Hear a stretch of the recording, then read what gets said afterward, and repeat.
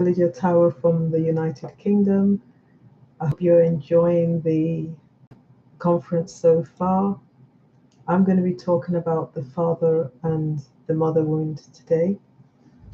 Um, it's just to raise the awareness and also to empower us to know how to navigate life, because many of us have grown up with these wounds without actually knowing it. But these wounds have actually shaped our adulthood, and we don't understand sometimes why we do the things that we do. So let's jump on and have a lovely journey with the father and the mother wound. The first thing that I would like us to do is to have our group agreements. So the first one is confidentiality. What is being shared in the group stays in the group.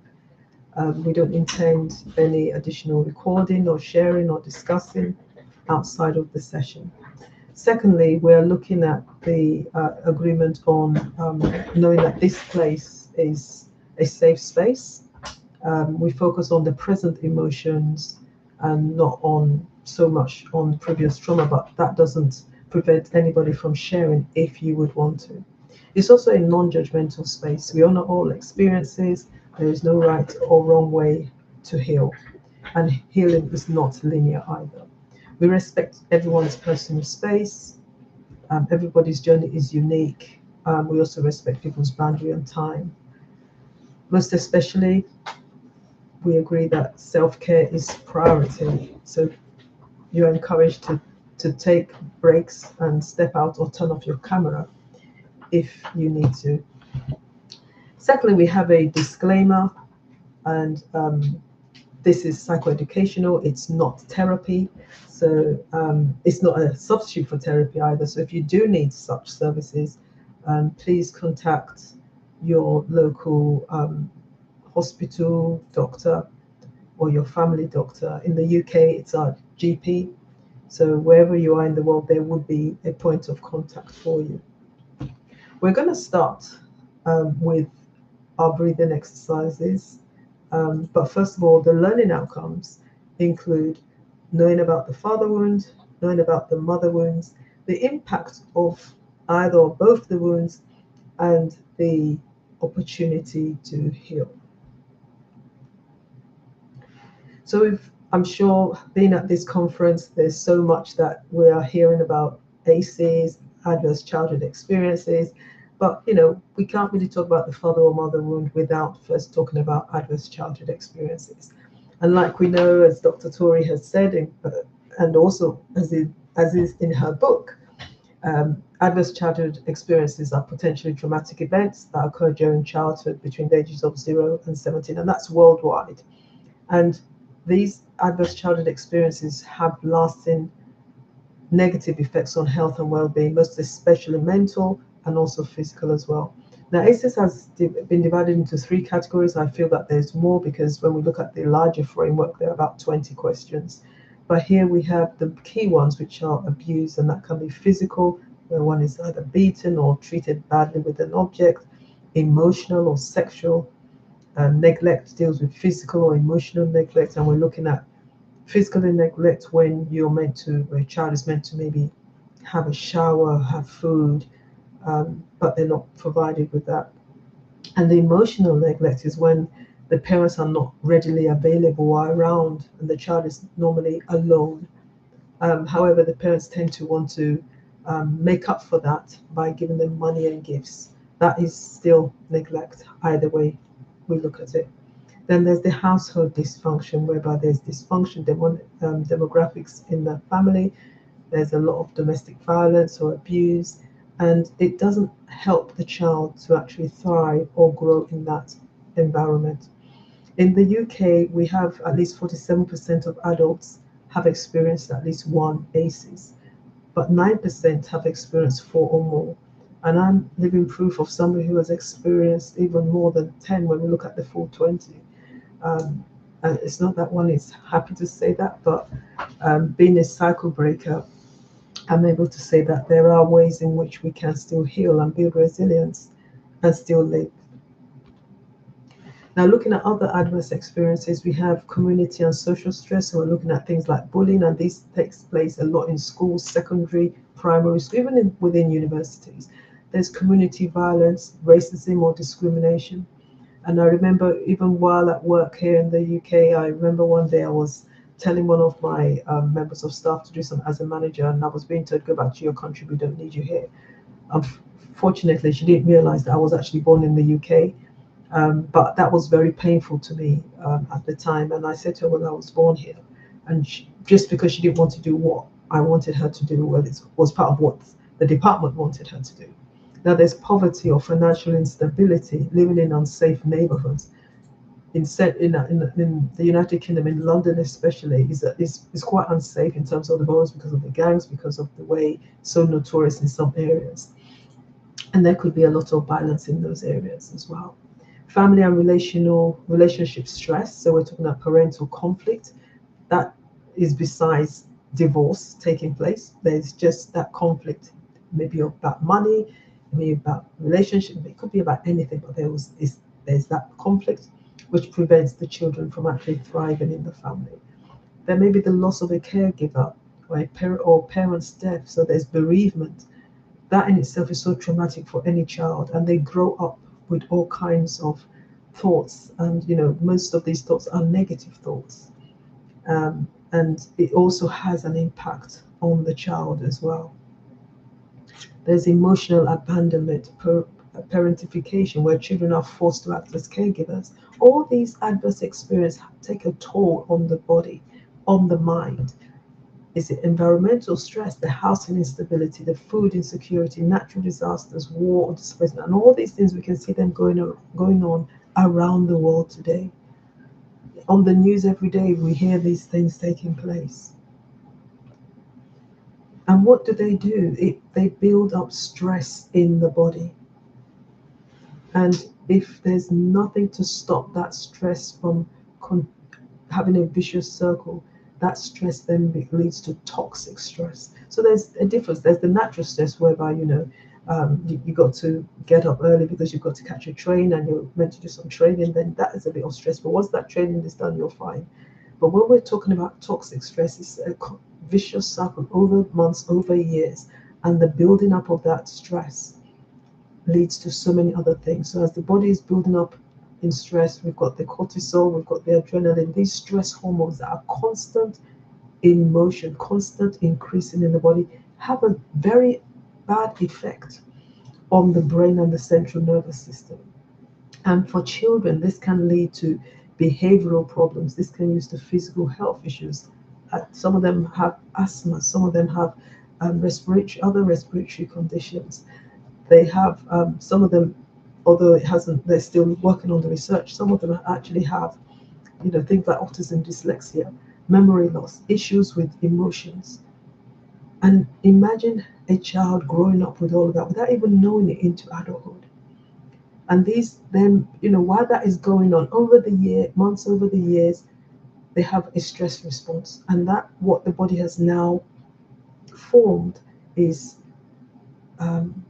it's like a kettle that has been put on the in our days on the cooker to boil, and it's building up until when it's the water's boiled at 100 degrees and all the bubbles, everything's going, the steam is going, a stress response. And when it gets to that point of blowing a fuse, as we say here, the person either takes a flight or freezes.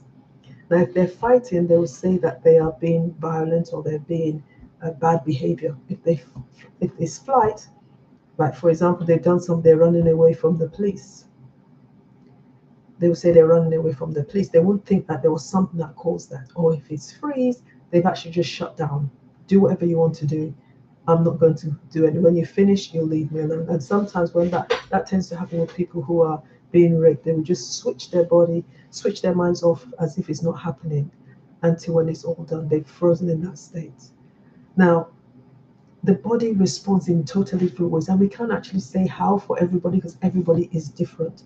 But the most important thing is that we can still heal. We first need to break the circle and then move on to healing. Now, this next slide is about the mental health continuum. And it's, this, it would be so lovely if everybody were in the first box, flourishing. If we're all, everybody wants to flourish. Young children who have not been through abuse, who've had a lovely life, are just flourishing. But in the world we are today, it doesn't always work like that. But if you look at the yellow box, we see where there's that mild stress. You're now a grown-up person, you're working, you've got a family, but there's still stress here and there. Things are not as rosy as you want them to, but you are coping. But that doesn't mean you don't have the odd headache or the mild stress. It doesn't mean that you have trouble in concentrating. You might have disturbance in sleep, but it's not that bad. And you're still able to ground yourself and just maybe relaxing, going for a walk, going to the gym, doing something that will help you to calm down. But then it gets to a point whereby after some time, you fall into the orange box, whereby there's still, you get so distressed because it's no longer the mild stress now, it's now distress. And you have some moderate symptoms, not as much more profound than the coping slot. You have this persistent anxiety, so that anxiety is just there. Remember, the toxic stress has increased, the stress hormones have increased. So you have the low mood swings, sometimes happy, sometimes sad, sometimes angry. You're irritable, withdrawn.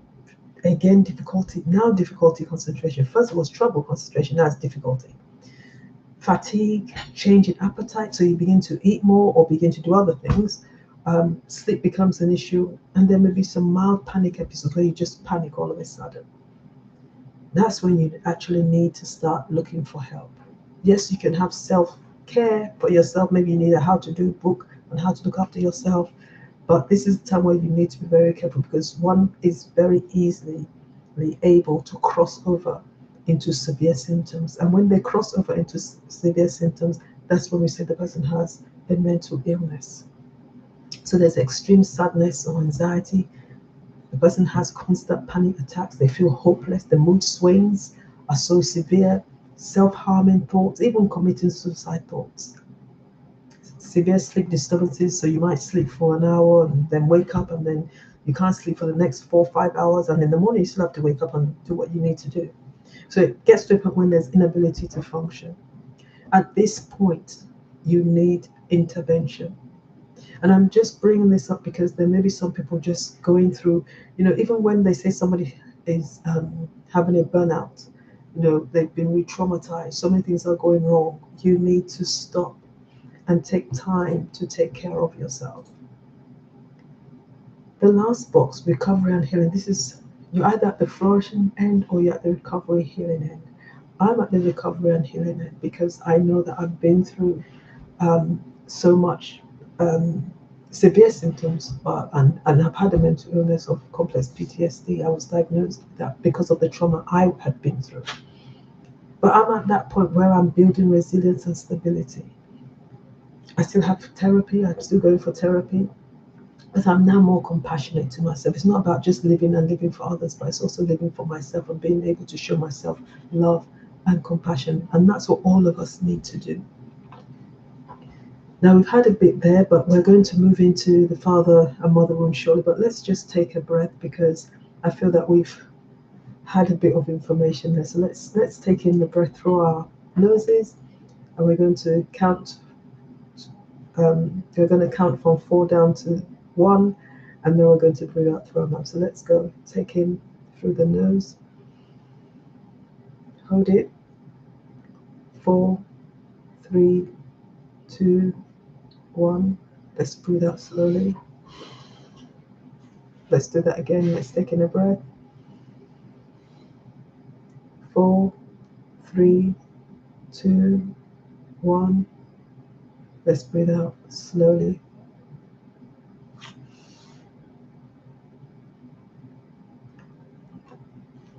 The father wound. Now, there are 6 types of father wounds, and I'm not sure which one you can relate with or which one resonates with you. I've had the training where somebody said all of them. Some people said three, some people said two. If I'm going to look at this, I would say maybe two or three myself. The critical father is a father who's always critical, whether to the wife or whether to the children.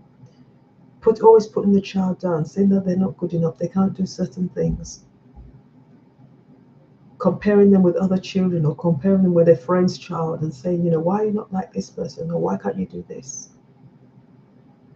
I don't know who that is that's listening to this, but I want to assure you that you're not defined by what you are right now, from what has been in your past. You're not defined by your past at all. But you need to find a way of moving forward so that you don't repeat that same cycle. Or is it the absent father, the father that was never there? The father that, was there when you were born and decided to take a walk because they didn't want to be part of your life.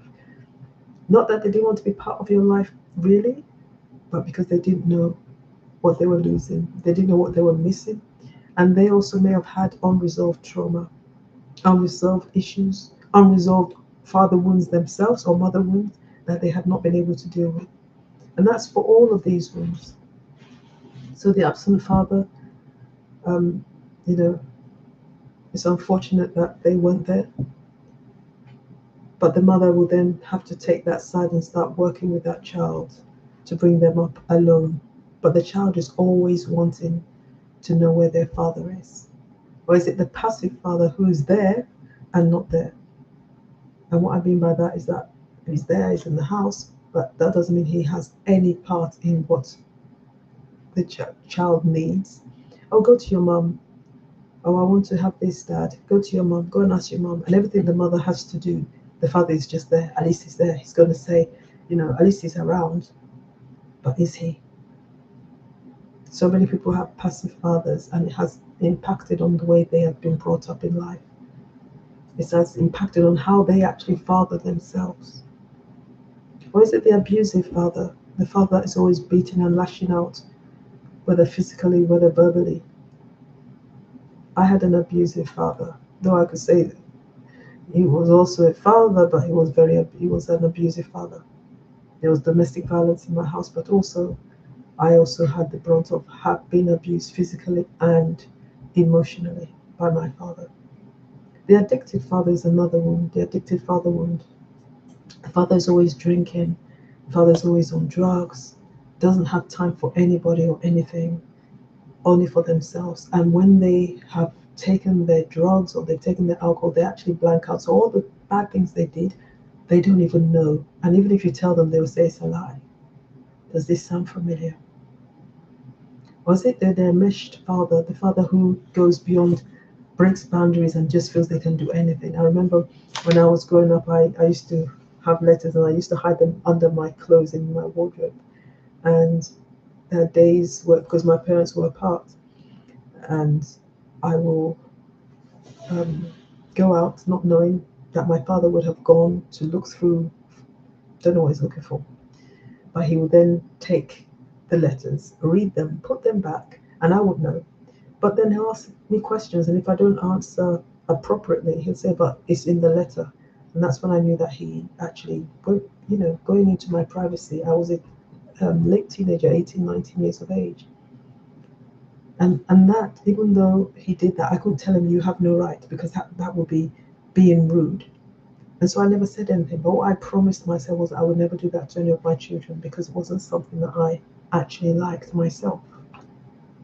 But what other impact does this have, the father wound?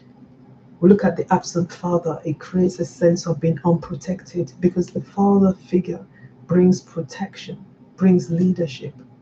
Now, if that is not there, the child feels very unprotected. The child feels that they've got to look for that external validation, because when the father is there, the father's meant to say, oh, you're my son, my daughter, I'm very proud of you. You don't get that because the father was not there. And so you're always striving to be good, to be the best you can be, because your father wasn't there. And so looking for that external validation makes sometimes people to overwork. And in the process of overworking, it then creates further problems because it then affects their own home as well. But I want to say to you, whether you've um, got to where you need to get to or not, I want to say that well done. And that we're proud of you. Every single person that has been impacted by a father wound, for where you are today, for even being in this conference today, I want to say well done. We're proud of you. Dr. Tori is proud of you. Another impact is the fact that the person is always in fear of failure. Somebody who's been abused, somebody verbally, somebody who's been criticized, will never ever think that they're good enough. And because they don't think that they're good enough, they're always hyper vigilant in terms of any negative thing. Everything negative is what they will listen to. Oh, don't go for that. You're not good enough. And so where they could have gone and achieved something better in their career, they step back because they feel that they're not good enough. Whereas, this really affects people's career because you haven't built the confidence, the self-esteem is quite low because of a critical and abusive father. And these are things that hopefully today you'll be able to take those baby steps and change. One of the other areas is having struggles with authority. You find it difficult to trust leadership because there was no leadership in your life. And so there's a lot of conflict when it comes to leadership or responsibility or being asked to do tasks because you can't trust it. You can't trust that system. You can't trust that personal authority because the father wound has overtaken that thinking process. And now we look at the mother wound. That's a bit different to the father wound because it refers to the emotional pain or the unmet needs and distorted beliefs that develop when a child's relationship with their mother is inconsistent. The mother is meant to be the main person nurturing the child, but when the mother is not there, we're not looking at the absent mother or the mother that has died. We're not looking at that. We're looking at mothers who are there, but who are not actually doing what they're meant to do. So there's that inconsistent, there's neglect, there's control, the mother is critical, and sometimes emotionally unavailable. I was told that my mother lacks maternal instinct. That was my dad saying that about my mom. And I never understood it until I grew older, had my own children, and I said to myself, because of the way my parents had treated me, there are so many things I want to happen to my children. I wanted to know how to love them. I wanted to know how to care for them. I wanted to know how to hug them and kiss them and, at night say goodnight to them, tuck them in at bed. I never got any of that, but I wanted to make sure that my children benefited from that. I wanted to show them that I love them as a mother. Now, favoring other siblings, leaving children feeling fundamentally unlovable. In our family, we were a family of 4 children, 1 boy and 3 girls. And there was a lot of favor for my brother. He was the only male child. And it's like he could never do anything wrong. So he got so many things which affected us. And the day I raised that with my mom, I said, why is he never gets beaten, he never gets talked to, he can never do anything wrong. My mother got angry with me. But that was the last time I spoke about it because you can imagine what would have happened next.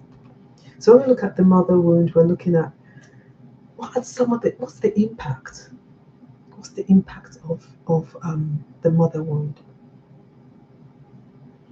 When the physical needs are not met, but the mother is there. How do you feel? You feel abandoned, you feel rejected, you feel that you're not cared for, you don't matter.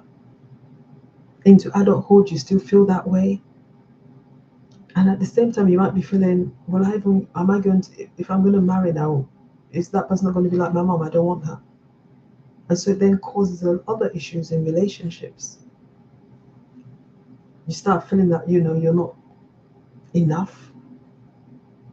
And so because you feel you're not enough, because you've not had that validation, you then overwork and overwork and overwork to earn love.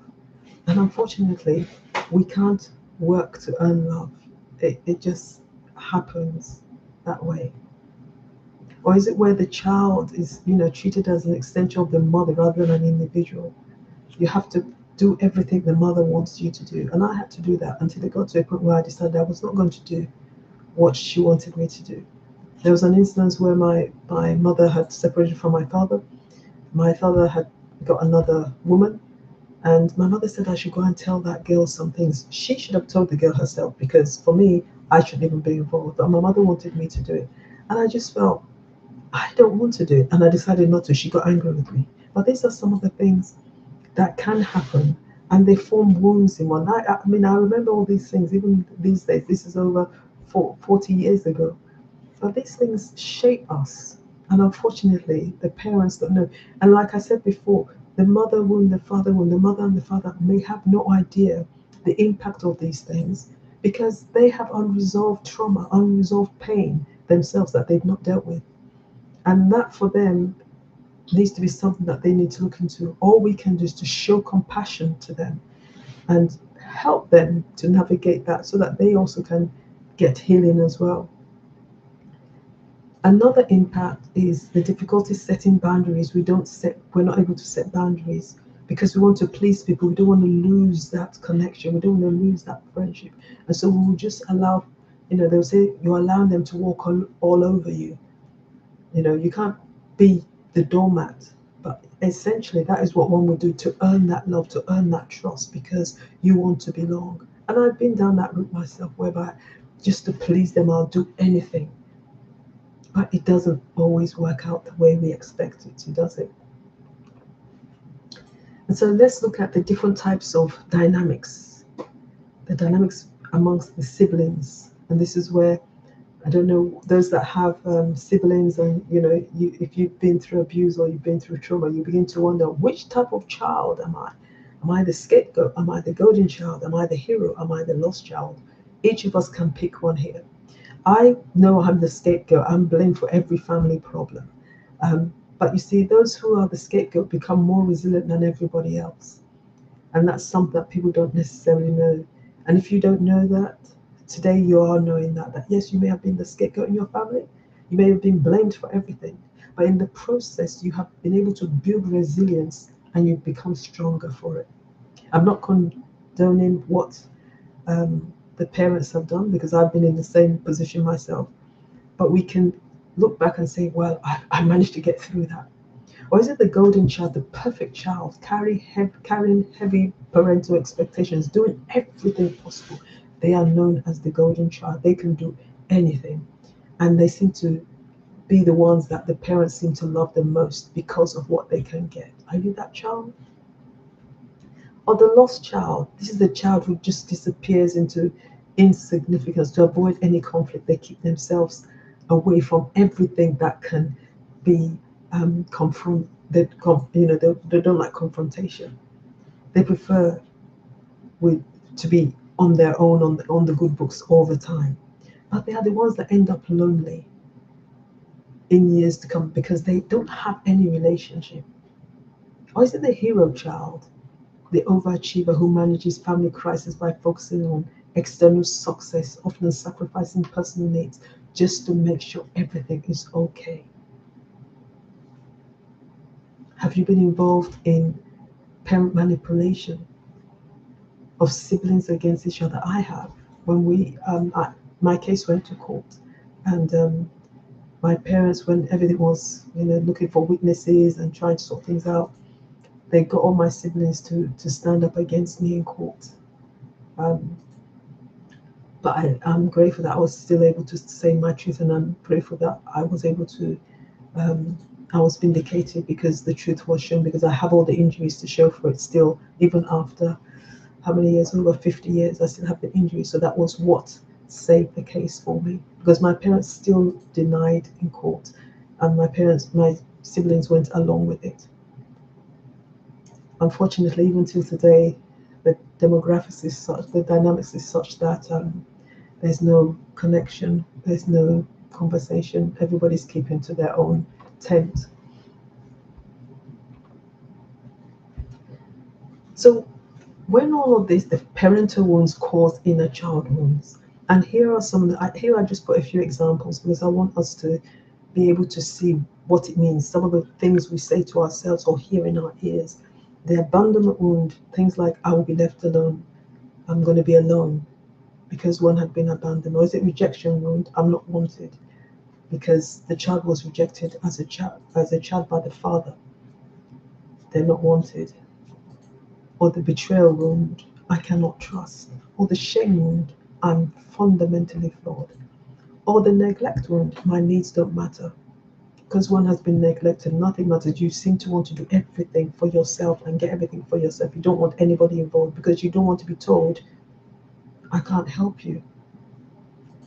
Just as it was when one was growing up, you asked for something, it wasn't given to you. Not because they didn't have it, but because they just didn't want to give it to you. And so the thought is, my needs don't matter. Though the injustice wound, life is unfair, I must be perfect. Like I said, with regards to the court case, I thank God that with all the evidence that I was actually the evidence myself because I had all the injuries.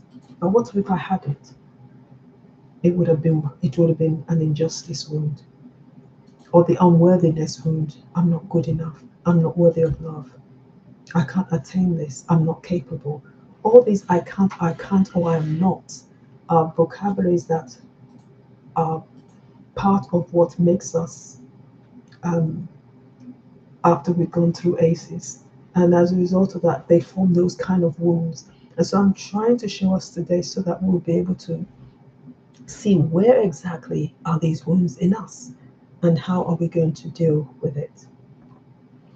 Even with regards to domestic violence, we wonder, well, why, the victim, the perpetrator, what went on? Why are they fighting? But the thing is, let's trace it back to ACEs. Let's trace it back to the parental wounds because they shape emotional regulation. Unresolved pain can show up as anger, can show up as control, can show up as aggression in adulthood. And when it does, there's violence. Hence why domestic violence. And it can either be the victim or the perpetrator. They're both connected in this. Domestic violence doesn't involve one person because both of them will have ACEs. We just don't know whether one has more than the other. And so when we look at it as a whole, relationship and career, and then the early wounds, what do they actually show us? So we're looking at relationships, impact of early wounds. So as you, in your relationships, as you get older, there's anxiety. Am I sure that this person is going to stay with me? Am I sure that they're going to leave me? The avoidant attachment. Oh, I better stay clear. I don't want something bad to happen to me, so I might as well just stay on my own. And many times people prefer to live a lonely life because of what has happened to them in their earlier years. Or is it the fear of intimacy? Somebody who has been raped, would they want to be intimate with their partner? It doesn't always work the way we want it, because many of us, if one has been raped and you want to now have a relationship, one needs to go through some sessions of therapy and support to be able to enter even into marriage because of that intimacy, because the intimacy itself can cause a lot of problems in marriage because the partner may not even understand why there's such an issue. It all stems back to ACEs, to the childhood. Or is it the career, the imposter syndrome? I remember Dr. Tori talks a lot about the imposter syndrome. Yeah, many of us have it. If you've got ACEs, then you've got the imposter syndrome. You just do what you're doing. Don't look for any commendation. You don't look for, in terms of the accolades, you're not looking for that. You're just doing your work and just doing it. But the problem then is you actually begin to overwork. And I can say I overwork, which is not a good thing. So if you are overworking, just try and calm down your central nervous system. Ground yourself and find something to add to that so that one will not be overstretched and overstressed. Boundaries, difficulty saying no. Because one, we want to belong, we don't want to lose that friendship, and so we will allow anything to go, anything to happen, as long as we have that friendship. But that is not a good thing for us. We need to be able to set our boundaries. We need to be able to say no. And we can say yes, but we don't have to keep on saying yes when we know we really want to say no. And the last one is conflict. when there's conflict. I remember those days when we had to maybe let some people go, or we had to call people in for disciplinary. I'll push my husband to do it because I feel that I don't like conflict. I don't like confrontation, and I didn't understand why until I actually had to sit down and think about it very carefully. Wherever there's conflict, we're always put down, and because we are always put down, it either ends up as a fight or flight, or freeze or fawn response. And so it's very easy to push that to somebody else to deal with the situation, and we try to avoid. Now, with all of those things that I've mentioned, one of the things we've not talked about is how does this now impact our health? I'm only talking about mental health today, but this course is really an 8-week course, and so there's so much in it. There's the physical health, there's the mental health, there's so much in it, and there's more to do with the recovery as well. But there isn't enough time to go through that today, hence why I'm just trying to give just a broad overview. But the mental illnesses that occur with such people having gone through ACEs trauma, depression, PTSD, anxiety, panic attack, mood swings, sexual behavior, suicide. Now, I have been through not all of them, maybe out of the 7, I could say 5. I was diagnosed with complex PTSD as a result of the trauma that I went through. I have over 60 injuries with scars still visible. And I didn't even realize that I was suffering from abuse. I didn't even realize I was suffering from trauma. It was just before the court case, I had to go and have a psychiatric examination assessment, and that was what they came up with.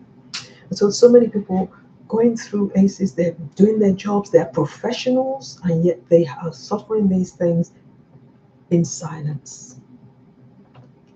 And so they end up doing substance abuse, drinking alcohol, eating, self-harming without people knowing, undergoing, just doing sexual behavior is something that many of us don't even understand. But these are some of the things that people use as a coping mechanism because of what's happened to them. So if, for example, somebody has been maybe raped, on the flip side, they may become somebody who is so doesn't want to have anything to do with anybody, any relationship. But on the other side, they end up going into sexual behavior of different kinds because that's their coping mechanism. My coping mechanism was church, but it was also eating. And I didn't realize it until I started to increase in size. I then had to find a way of dropping my size from a size 22, when it was then making my health even worse. But going to church was one of the greatest things that I believe my parents did for me, because even though they didn't go, they said, you go to church. And that was where I believe my coping mechanism stemmed from. I could have joined the gangs because I was looking for love, but then I got to know God in church. And I knew that the Father's love was much more greater than going to a gang. So that is just part of where we're going to take another breath again. So let's breathe in through our noses. Let's hold it. 4, 3, 2, 1. Let's breathe out. Let's take in another breath through our noses. Let's hold it. 4, 3, 2, 1.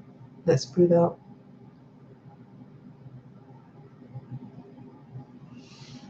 How do you feel? I hope you feel okay. I hope it wasn't too heavy. We're looking now at recovery. How can we recover from all of this? It's so much, isn't it? I know, because I got both mother and father wounds. But the awareness is important. Knowing the wounds and being able to identify them is the first step of the journey to recovery. The next step is grieving for what we did not have, grieving for the protection we didn't have, for the love we didn't have, for the emotions, the emotional pain. When I was putting together this PowerPoint presentation, I didn't realize that I was going to go through the grieving process again. And I went through it and I did cry. I'd sobbed and cried bitterly. But I'm happy that I did, because it then enabled me to see so many things that I didn't see before, to understand that these wounds were done by people who themselves were wounded people, and they needed also their own recovery. But more so, it gave me the understand that, oh, so I can actually classify myself as a chain breaker, as a cycle breaker, as somebody who is able to move forward and break the cycle of abuse that I had been through.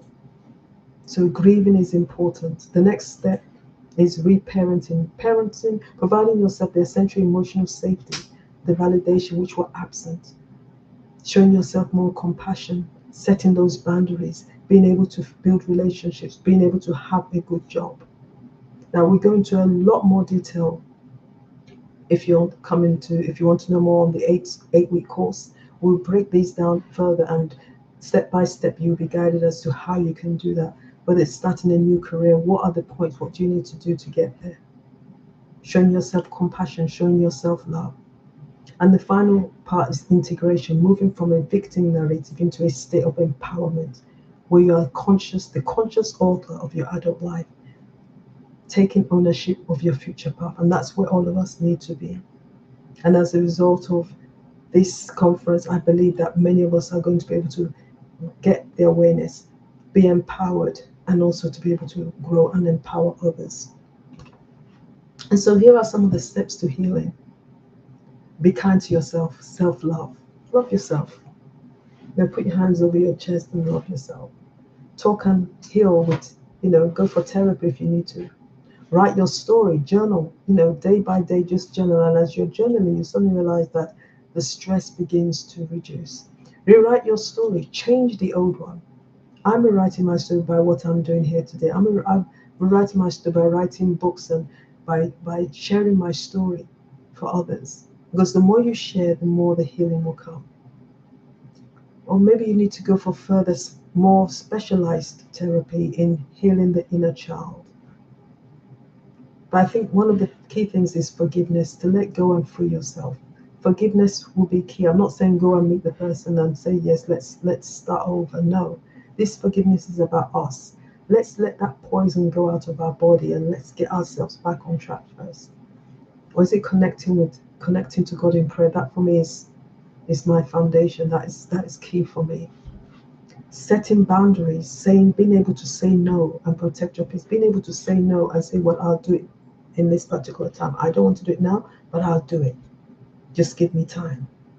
Or is it just mindfulness? You just want to breathe like we've done that grounding exercise there. There are many others. If you decide to join the 8-week course, you're going to get a whole list of them, about 10 or 15 of them that you can be using over time. But then most especially look for a community where you can be supported. And the Mighty Network that Dr. Tori is the host is a great place for community. I've met some great people on there. And so don't stay alone. You don't have to do it alone. You can do it with every one of us here today. So looking now at this again, we begin to look. So there's flourishing, there's the recovery and healing. Now for me, I'm on the recovery. I've been through the whole process. I'm now on recovery. I've been through therapy because it was quite bad. I'm not telling you my story, my full story today. I'm just going through something else, but that time will come. But we're on recovery, and I believe many of us are on recovery. Ongoing therapy. Don't be ashamed of it. I'm not ashamed. I used to feel that, only, people that are weak go for therapy. No, we all need therapy. Even those that feel that they've got just one ACEs, they might even need therapy at some point. But this is the point where we can build resilience and we become more stable in ourselves. So let's reflect and let's look at the key takeaways. We know what our ACE scores. I believe that I wasn't going to go through that today because I know within the conference that is going to be a topic that will be touched on. Then we need to identify what are the wounds. Is it the father wound, the mother wound, or is it a sibling wound? Then we need to connect. What are those behaviors that I had as a child that have shaped my adulthood? Being a perfectionist or avoiding places, or feeling that one is not good enough, and so low self-esteem. All these things we talked about today, but there will be much more in the 8-week program if you want to join that. And so one of the things we can do for ourselves, baby steps, is to take one small act of reparenting to practice this week. Maybe setting a personal boundary, or prioritizing self-compassion for oneself. Look at something you can do for yourself today and this week, so that as you are going on day by day, you will get better and freer. And so what one word or phrase are you living with today? And these are just a few examples. I'm living stronger. I'm living more aware. I'm living more hopeful. I'm living in control. I'm living lighter. It can be any phrase. Why don't you write it down? What you notice today isn't a weakness, it's awareness. We're all aware now of the parent or the parental wound. And this is where resilience begins. And I know somebody spoke about resilience earlier on.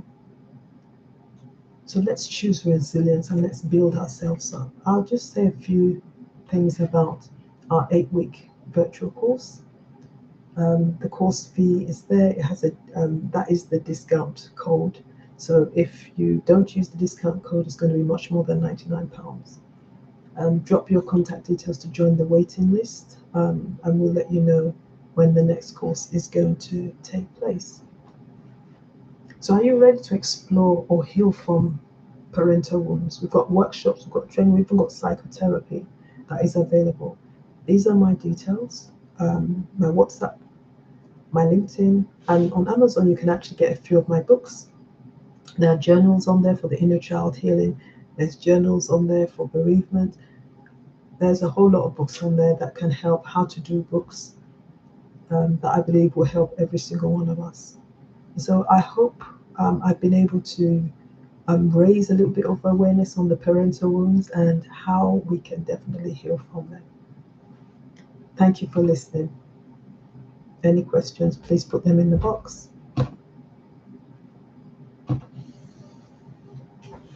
Thank you.